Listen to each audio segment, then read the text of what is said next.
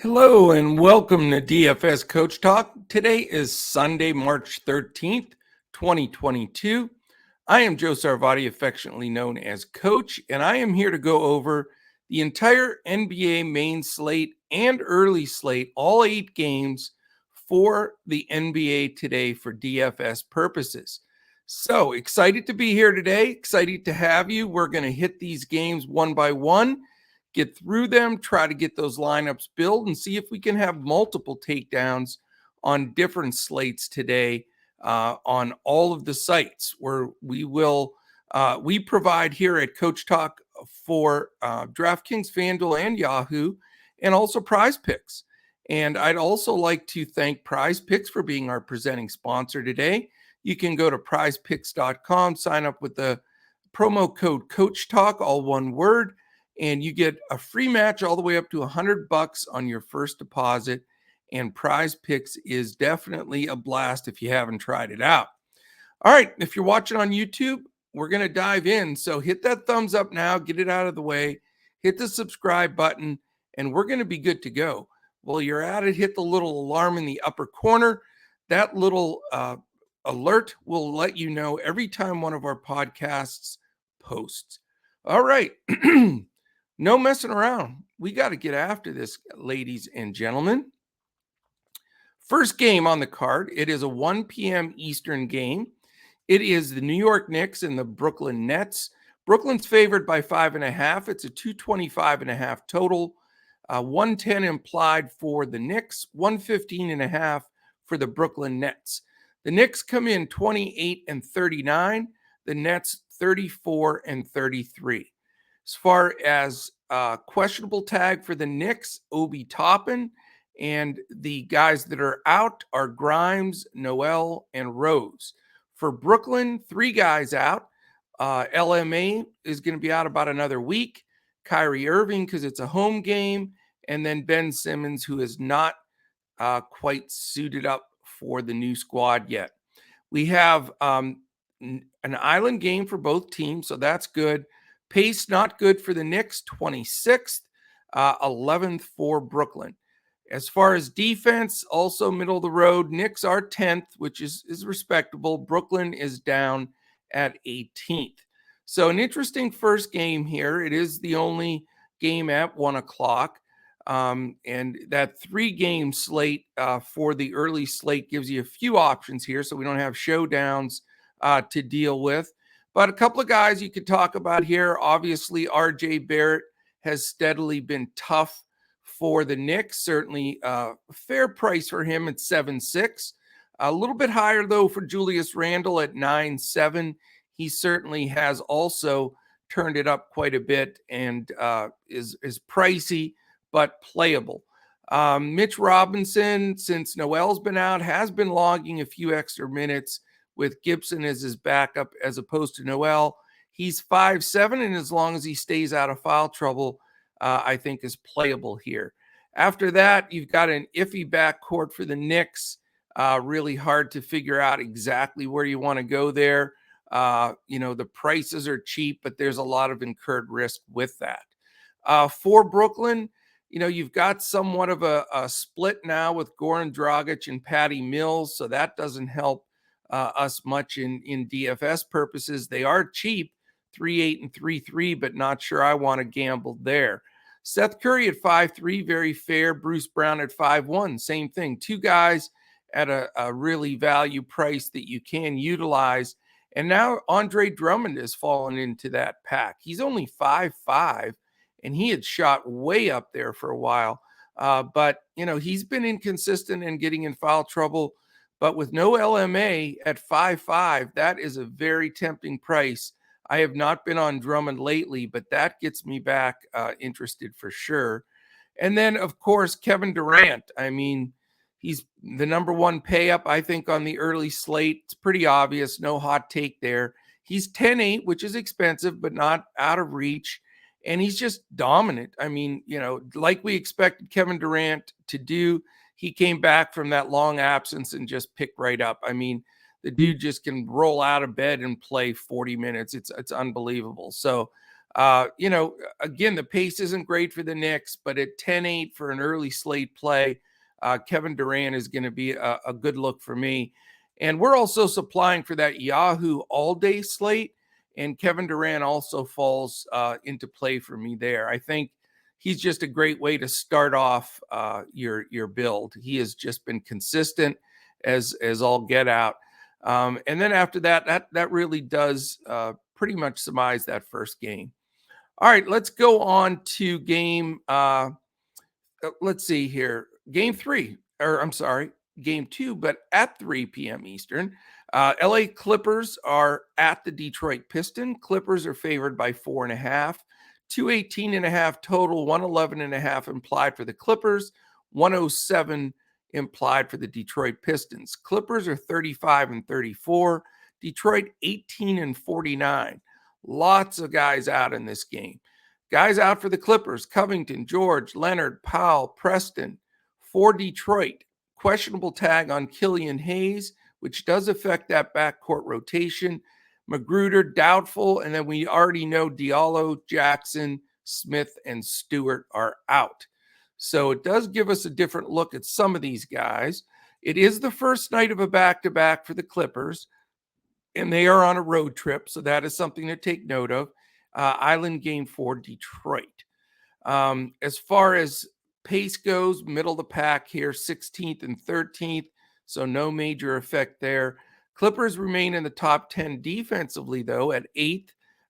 Not so much for Detroit at a 24 number. So a couple of guys from Clippers certainly in play, but the Clippers have been hard to figure lately. So, Reggie Jackson has been the man there basically since their studs went down, but he's a big 8-2, so a little bit tough to bite off, but against that bad Detroit defense, certainly a playable commodity there.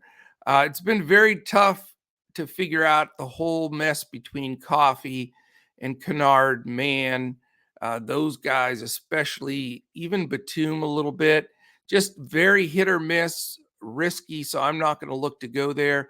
I do like the price on Marcus Morris at 5.4. He stepped up last time. And then Ivica Zubac has been pretty darn good this season. This is the best stretch that I can remember for him. He is up to 6.2, but that's not bad for what he's been putting out. And Detroit is shorthanded at the big with Isaiah Stewart out. So maybe it's time to finally buy in and dial up Zubac. Not really interested in anybody on the Clippers bench. For Detroit, Cade Cunningham's been playing terrific. He is 7.9, which is fair. He's playing to that level, but as a rookie, he's going to throw in some disappointment. So he's not a plug and play, but I do like him. Corey Joseph is an okay play if Killian Hayes is ruled out. He's questionable because he's only 4.2. He's going to get decent minutes. And then you get a super fair value price on the starting front line and even a couple guys off the bench for Detroit. No question, Sadiq Bey at 6K is a decent play. Jeremy Grant at 6.1. Marvin Bagley, who's taken over the starting center role with Stewart out, is 5.6. And then Kelly O off the bench is only 4K. So really, those are the four guys, I'd like to have some exposure there just because of the great value. So I will have some of this game for that early slate for sure.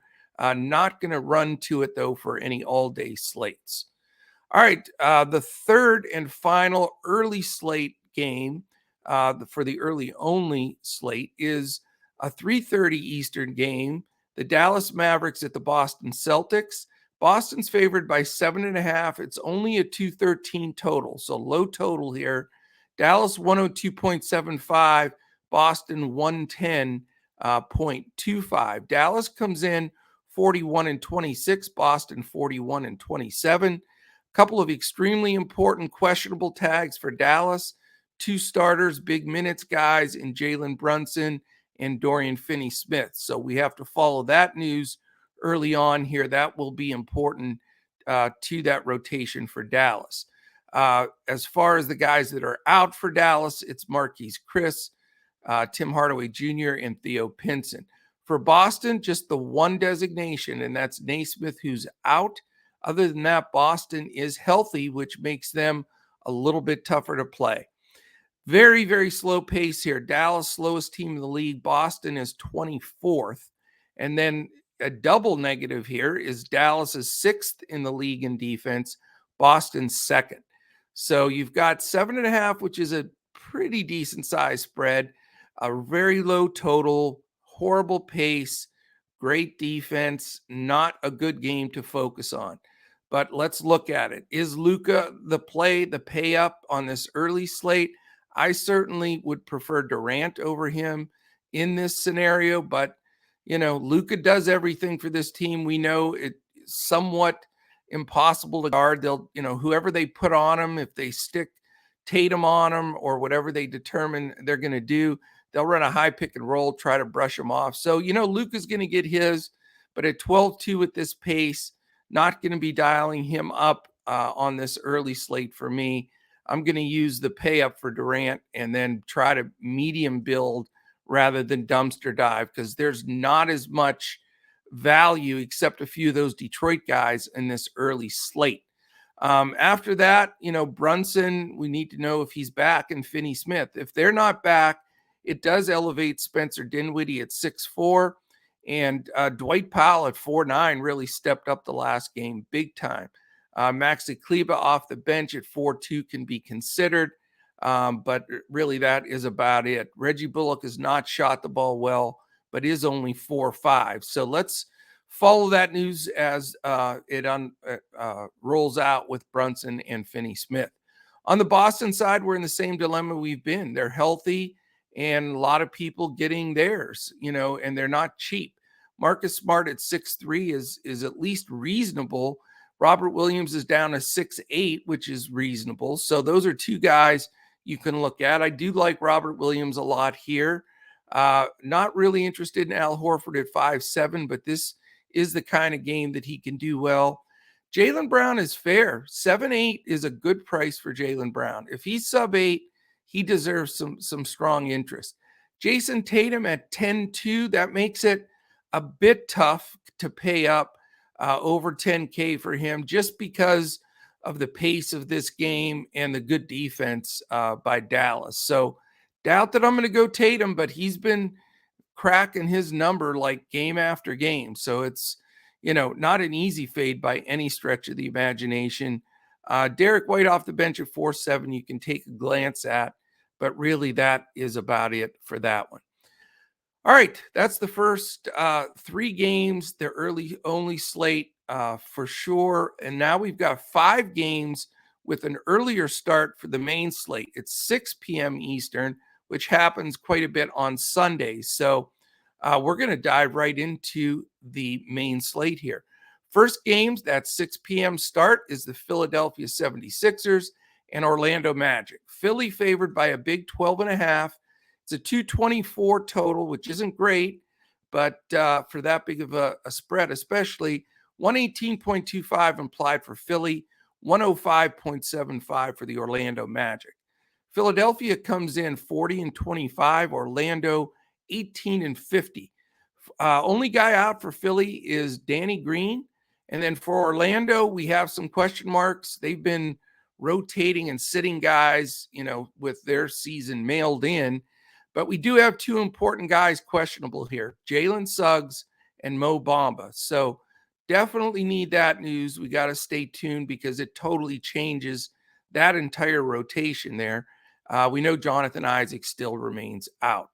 So as far as statistically speaking in this game, it is the first night of a back-to-back for Philadelphia. So let's keep in touch with this news. If there was a time to sit Embiid a game, this would be it. I've seen 0 news about that, but I'm not going to be surprised whatsoever if Joel takes this game off. That's just conjecture on my part, but let's follow the news throughout the day because it's going to make all the difference in this late slate. But with the fact that they play again tomorrow and Embiid hasn't had a game off in a while and Orlando stinks, I think Philly may try to squeeze by here without him. So that will change the slate totally if that does happen. Philadelphia, by the way, is 28th in pace, so that doesn't get you excited. Orlando is 10th, so decent pace up game for Philly. As far as defense, Philly's 11th, Orlando 21st, so we should get what we need to get here. Philadelphia, obviously, if Joel plays, he's a great play. If he sits, then James Harden is a plug-and-play, automatic, almost free square to me, if you can have an 11K free square. But that's how I'm going to look at that combination of things. Tyrese Maxey at 7K remains very playable at that price. He has been consistent and good. After that, Tobias has been shaky at 6'9". Obviously, his star rises if Joel does happen to sit. I'm not really interested in the Thibault, Niang, Milton, group off the bench. Now, if they start DeAndre Jordan at center, that's something to consider. We'll see who's going to fill that spot and how that's going to work. It is possible, but, we'll see. So follow that news here, and we'll keep you posted.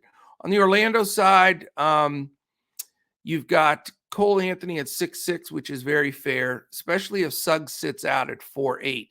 Franz Wagner, inconsistent, had a huge game the other day and then a terrible game, 5'2". Wendell Carter, 7'3", has played great. He's a nice play here, especially if Embiid decides to sit and if Mo Bamba sits. So we need news all over the place there, but Carter firmly in play for me depending on that rotation. Guys off the bench for them, Okeke, Hampton, Fultz, Ross. Mo Wagner's been tough off the bench.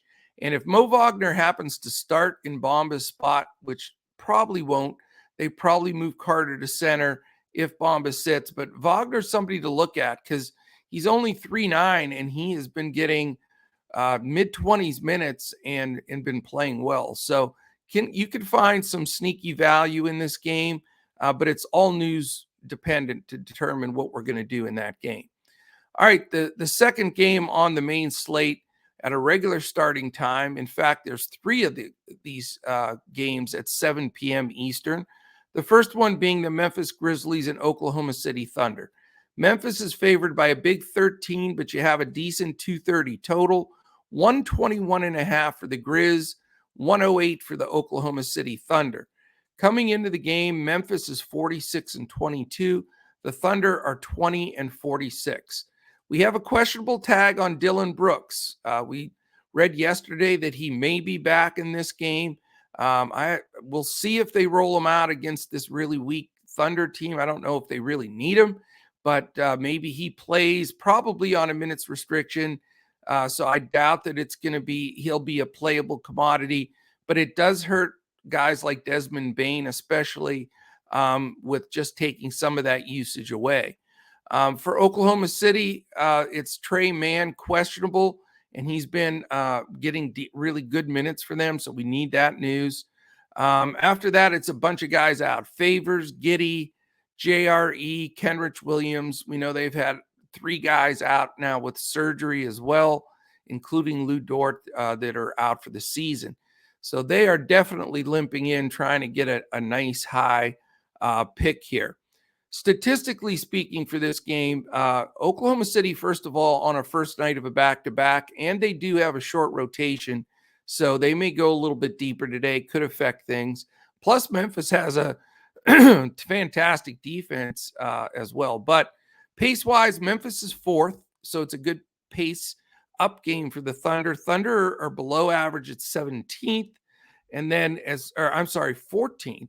And then as far as the defense goes, like I said, Memphis 4th and 7th. I can't get my numbers straight in this one. Let's do this again.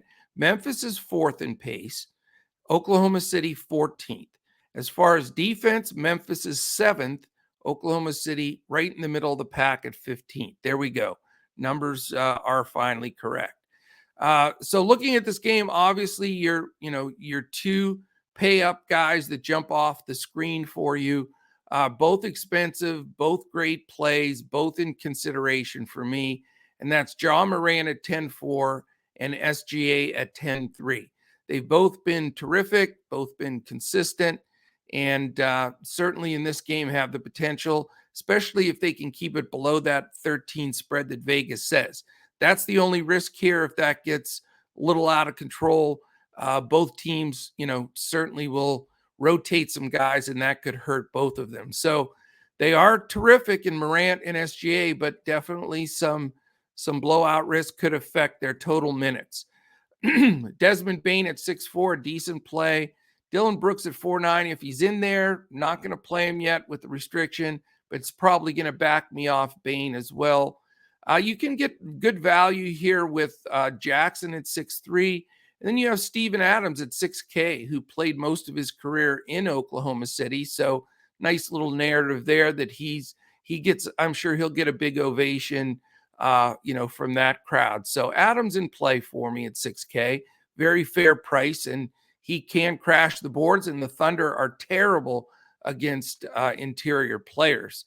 For the Thunder, other than SGA, especially with man questionable, that's important because who's going to be the second or third option if man sits, because he's been in that role for a little while now. And I guess you'd have to talk about Aaron Wiggins at 4'8" and Poku at 5'4". Those two guys get some interest for me, especially if man sits. For the big spots, it's pretty much they've been rolling with a combination of guys, but Bazley and Roby have been the main two. Bazley at 5'2" and Roby at 5'7". Both, they're priced very fair for the amount of minutes they've been getting. They've been using Lindy Waters a little bit, Vit Krejcik, and then Olivier Sarr, who's been decent, but very inconsistent, and minutes have been very inconsistent there as well. So don't want to, have any dead shots there. So we probably want to stick more to the Wiggins, Bazleys, Robies if you're going value on the Thunder. All right, game 2 of the 7 o'clock games is the Indiana Pacers and Atlanta Hawks.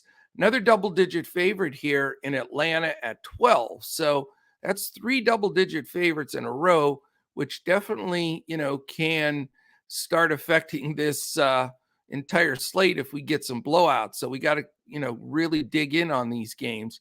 But it is a nice 237 total, which is the biggest total on the slate. 112.5 implied for Indiana, 124.5, which is a really big number for Atlanta. So Indiana 112.5 and 124.5 Atlanta. That is interesting. Indiana comes in 23-45, Atlanta 32-34. Questionable tag for Lance Stevenson. Guys that are out, Brogdon out again, McConnell, Turner, and Warren. The questionable tag for Atlanta, again, massively important, is John Collins, because that changes everything in that rotation for sure. So how do we look at statistically this game? We do have 2 teams affected by back-to-backs. Indiana played last night, so that could certainly affect their rotation today. And Atlanta plays a second game tomorrow, so another situation that we want to keep aware of. Pace, not great, considering these 2 teams aren't very good. You'd think they'd be running and gunning, but they're 18th and 21st respectively, which is pretty low considering this is the highest total on the board. But the reason that is that way is because these 2 teams cannot defend themselves. They're 26th and 27th defensively. So it does bring a bunch of guys into play. The bottom line is, Halliburton's one of my favorites when Brogdon sits. Very small sample size, but enough that we know all of his ratios go up. Usage, assist ratio, everything pretty much jumps up with Brogdon out. So Halliburton, even though at 9K is a pretty pricey commodity, I think he's a great play here. We know Atlanta's backcourt does not get it done. Other guys you can consider, it gets a little muddy, though, with some of the depth here. They've been playing really 8 or 9 guys every game. Duarte's fair at 4'8", Buddy Hield a little pricey at 7'6". Brissett, is in that rotation at 5'4". Isaiah Jackson had a nice game. He's been fairly consistent at 5-3, but those guys I just all mentioned are splitting time. Jalen Smith, who I think is terrific, but he's coming off the bench. He's 5'8", which isn't a giveaway price now, but he does get the numbers like every game. He can shoot the three, gets rebounds. He's so tempting, but you're just always fearful that he gets a game, with 17 or 18 minutes, which is not going to cut it, but he's been getting mid-20s. So, got to consider him. Dwayne Washington coming off a terrific game. Not a play for me, but at 3-6, worth mentioning. All of that, fact that he's hot now is going to affect, I think, Duarte and Hield's minutes a bit.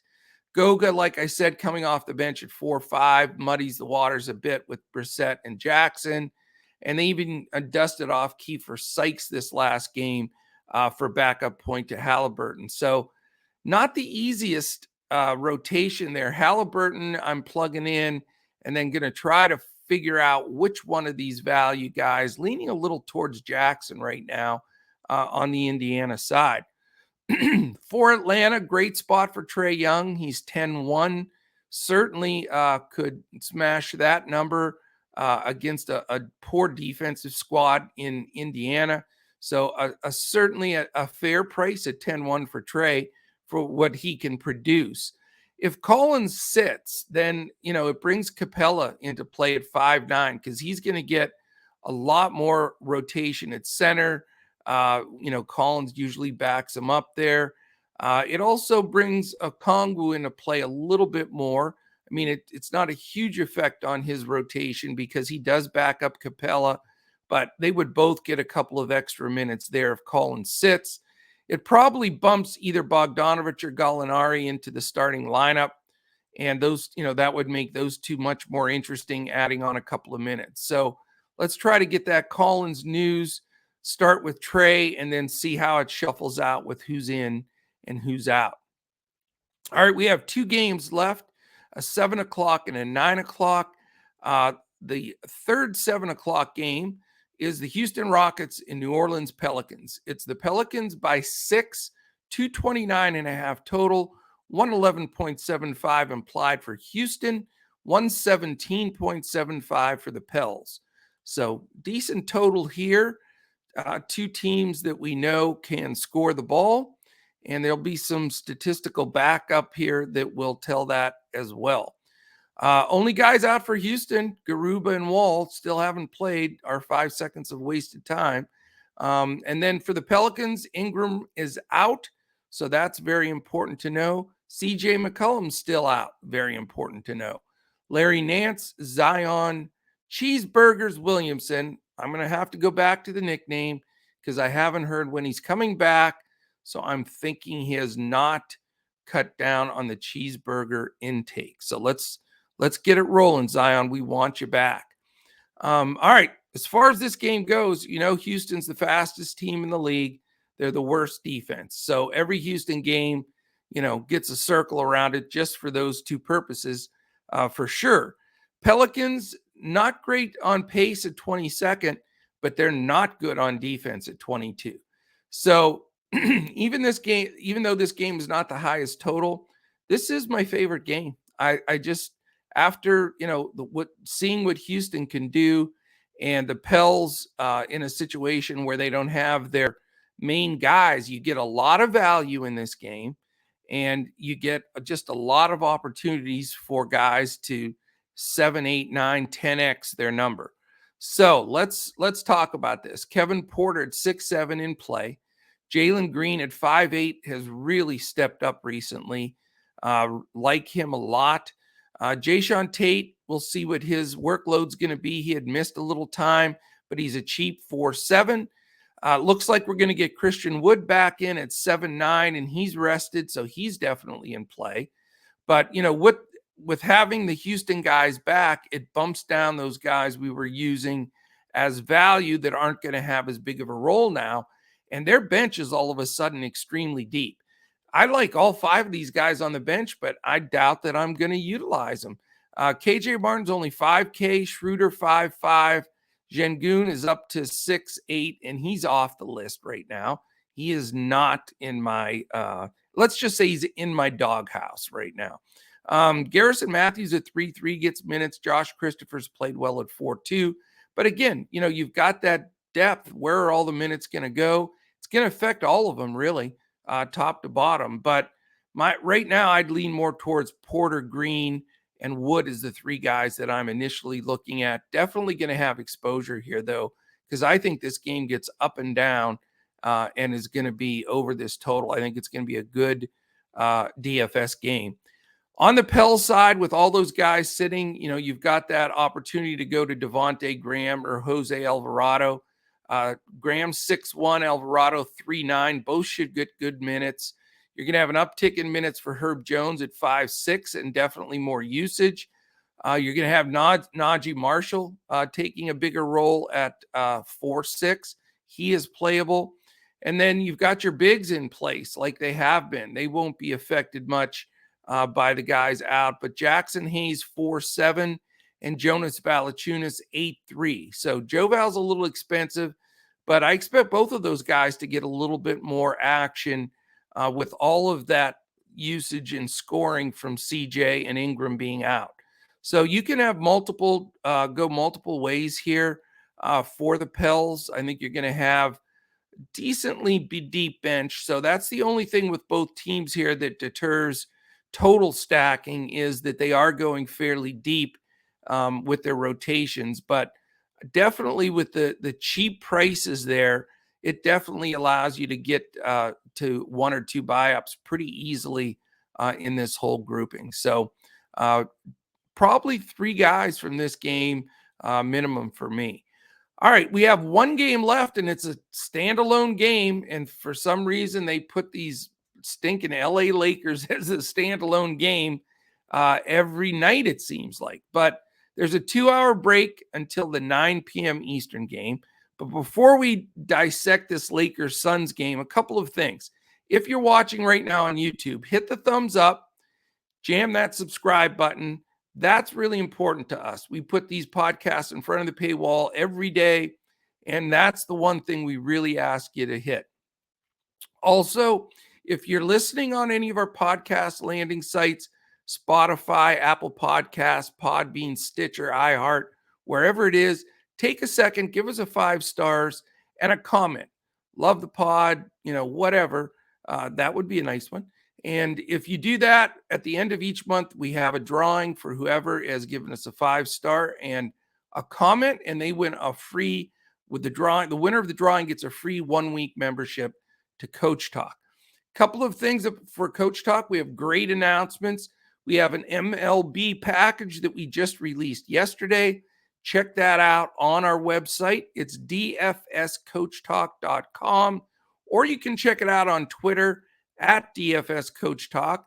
We have an option for the entire MLB season, which, as you know, is like half the year. It's about a 6-month membership, and it's super cheap, and you can break it into 2 payments. And when you get any membership at Coach Talk, you get everything that we have.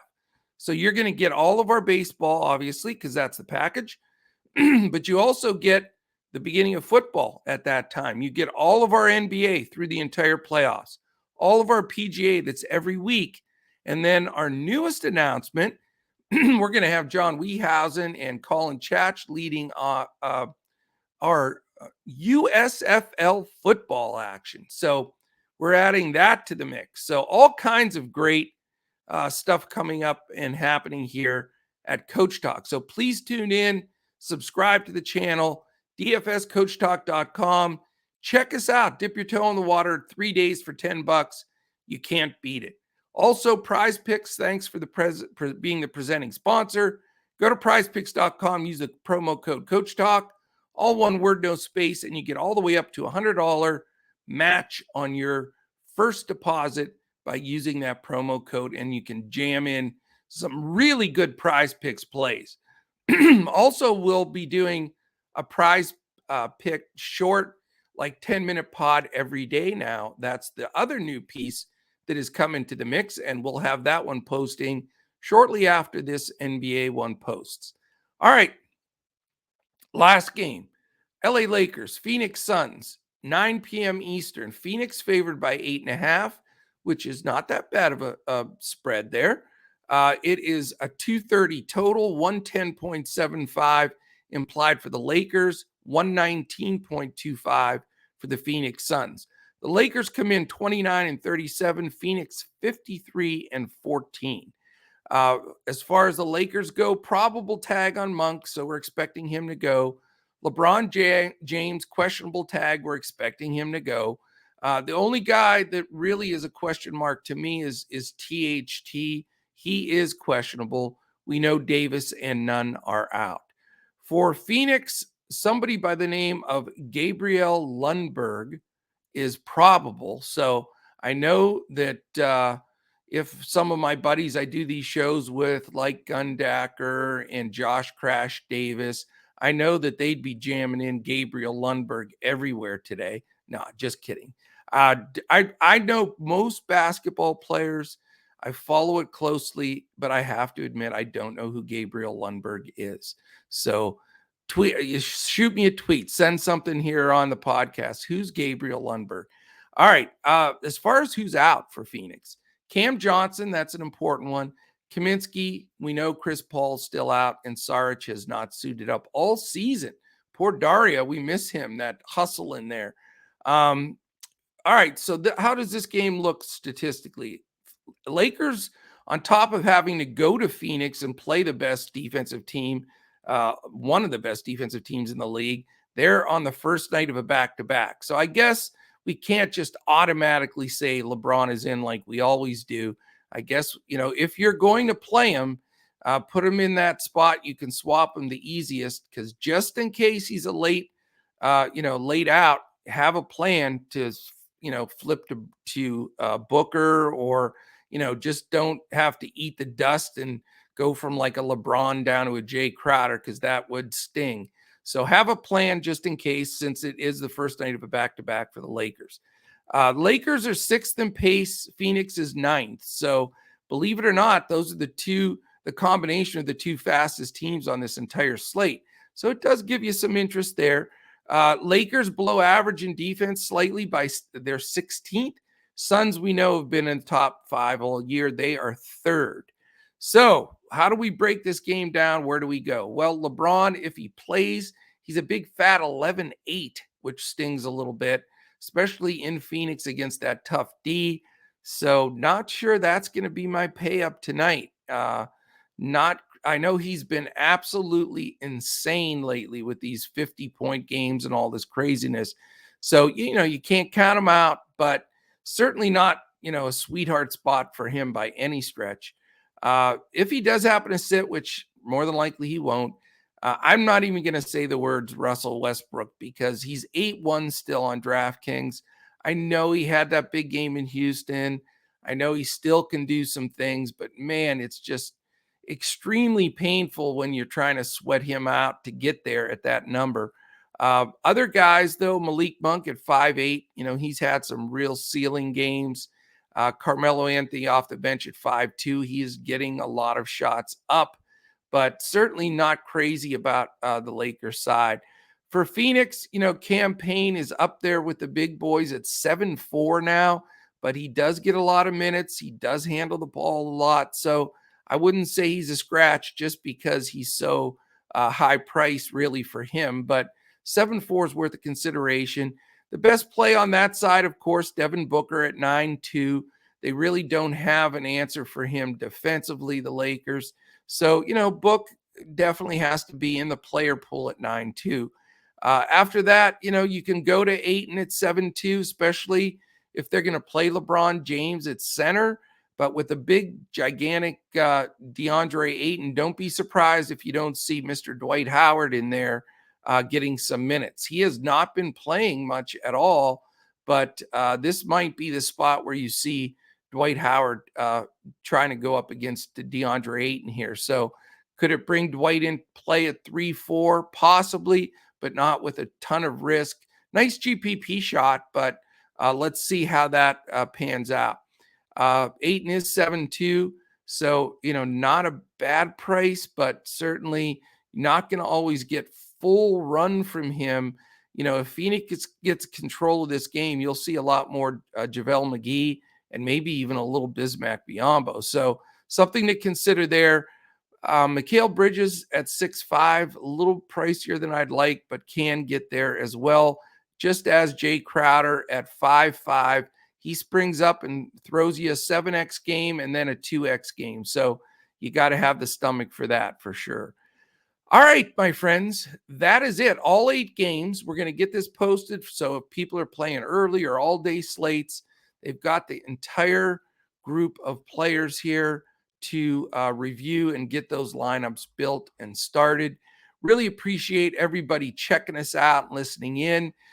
Check us out a little bit more. Go to dfscoachtalk.com. If you want to tweet us or check us out there, we're at DFS Coach Talk.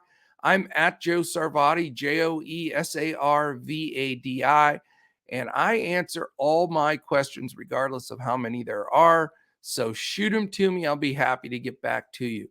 Have a wonderful Sunday. Hopefully you set your clocks forward already and you aren't scratching your head at what's going on here, and you get your lineups in time. So thank you so much for joining me. Appreciate it.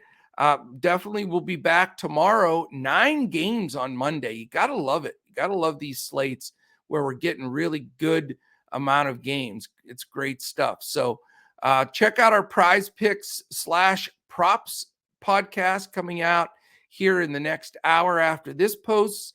And then we'll be back with both podcasts tomorrow as well with a really good NBA slate. Thanks again for joining in. Have a wonderful Sunday. Enjoy the day. And we'll be back tomorrow when we look to crush it in NBA DFS.